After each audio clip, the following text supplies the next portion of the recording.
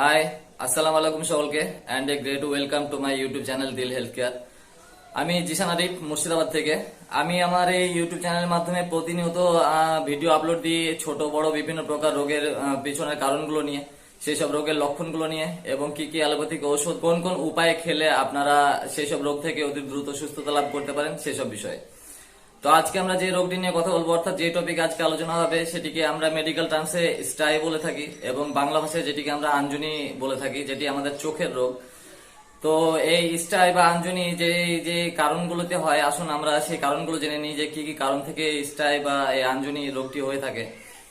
তো এই স্টাই রোগটি অর্থাৎ আঞ্জনি রোগটি সাধারণত স্টেফিলোকক্কাস নামে একটি ব্যাকটেরিয়া আছে, যে ব্যাকটেরিয়ার কারণে ঘটে থাকে।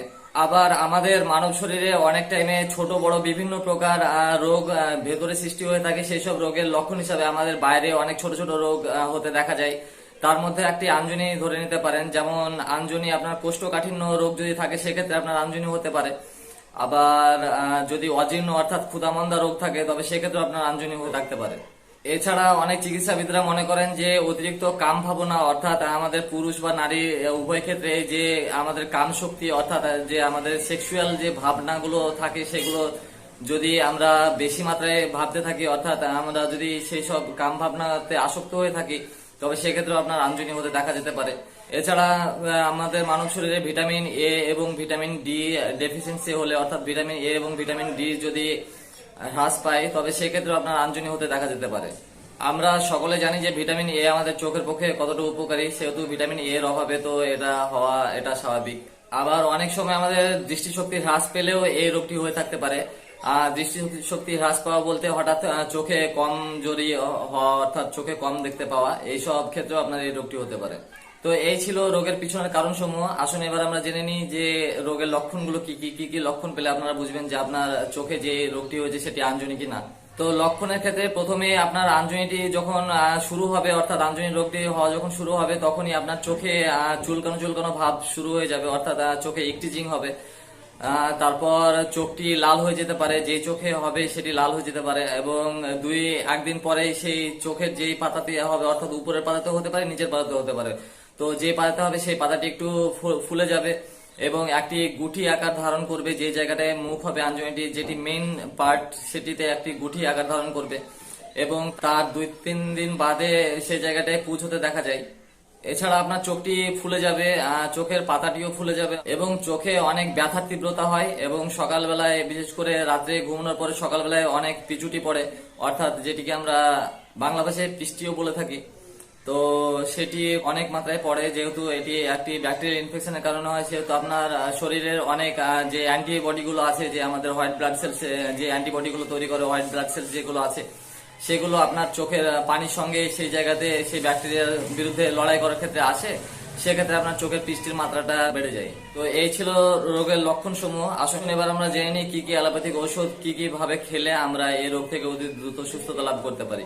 তো ঔষধের ক্ষেত্রে আমি প্রথমে যেটা বলবো সেটি একটি ব্যাকটেরিয়াল ইনফেকশন যেটি স্টেফিলোকক্কাস যে ব্যাকটেরিয়াটা সেটির অ্যান্টিবায়োটিক।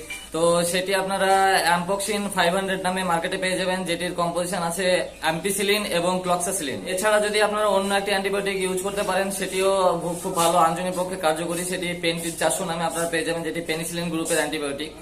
তো যেটির মধ্যে পেনিসিলিন কম্পোজিশন পাবেন, তো সেটি 400 mg তে পেয়ে যাবেন আপনার মার্কেটে। সেটি আপনারা দিনে 3 বার নিবেন, আর যদি অ্যাম্পক্সিন 500 নেন তবে সেটিও আপনার দিনে TDS অর্থাৎ 3 বার নিবেন খাবার পরে।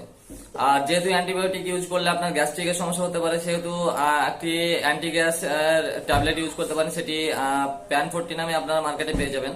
তো সেটি আপনারা ওডি অর্থাৎ দিনে সকালবেলায় খালি পেটে খেতে পারেন। তাছাড়া যেহেতু আঞ্জনির ক্ষেত্রে চোখে অনেক ব্যথা অনুভব হয় সেক্ষেত্রে ব্যথা নিবারক হিসেবে আপনারা কম্বিফ্লাম ট্যাবলেটটি ইউজ করতে পারেন দিনে 2 বার, আর ব্যথা যদি তীব্রতা থাকে তবে দিনে 3 বার, এটিও আপনারা খাবার পরে নেবেন। আর আপনারা এই সঙ্গে যে পিচুটি পড়া অর্থাৎ যে ব্যাকটেরিয়াল ইনফেকশন ব্যাকটেরিয়ার ক্ষেত্রে আপনাদের অ্যান্টিবায়োটিক আই ড্রপ ইউজ করতে পারেন, সেই ক্ষেত্রে আপনারা সিপ্লক্স অর্থাৎ সিপ্রোফ্লক্সাসিন আই ড্রপ ইউজ করতে পারেন, যেটি আপনারা মার্কেটে সিপ্লক্স আই ড্রপ নামে পেয়ে যাবেন, যেটি 4 ঘন্টা অন্তর আপনারা 2 ফোঁটা করে সেই চোখটিতে আপনারা দিতে পারেন।